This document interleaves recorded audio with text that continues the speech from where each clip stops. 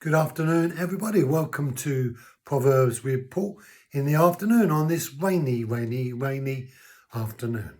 But it's not very cold, which is really encouraging. Proverbs chapter 22, verse 4.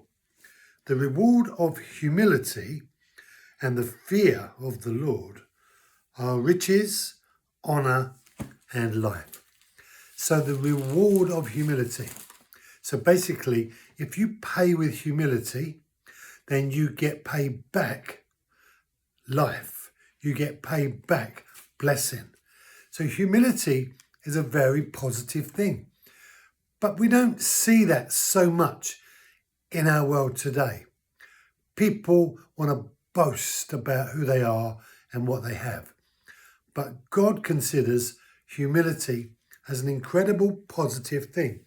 So Solomon says this: the reward of humility and payment, reward, the prize, that's what you're going to get. And, to know life is a blessing. So when he says here, you're going to get riches, honour and life, he's really summing it up and saying, good things are going to happen to you. Honour's going to come your way. Riches are going to come your way, and life is going to come your way. And how are they going to come your way? By being proud? No, by being humble. Humility will bear fruit, and that fruit that it will bear by way of a reward will be life, riches, and honour. And it says also, the fear of the Lord. And this fear is reverence, it's honour. So we honour God, that's the fear of the Lord, not to be afraid of God, although in one sense we should fear God because he is the Lord of Lords and the King of Kings. So in one sense, fear, we should be in trepidation of a holy God because any interaction with him as a sinner, we could be consumed. Moses, Joshua, they were both warned. And so are we. We can be consumed by God's holiness. So in one sense, fear of God is right, but it leans towards because of reverence, not because you're afraid of him, because God has shown his love to us, and therefore perfect love casts out any fear. That's the fear of dread, but not the fear of honour. The fear of honour will also lead you into honour, riches, and life.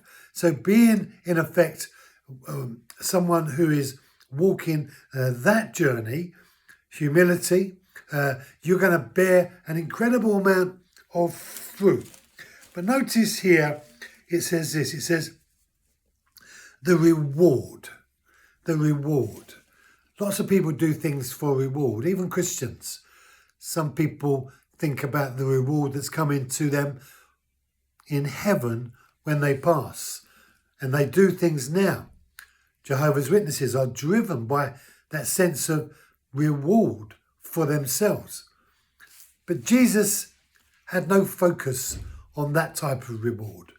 He would say this: my food is to do the will of him who sent me.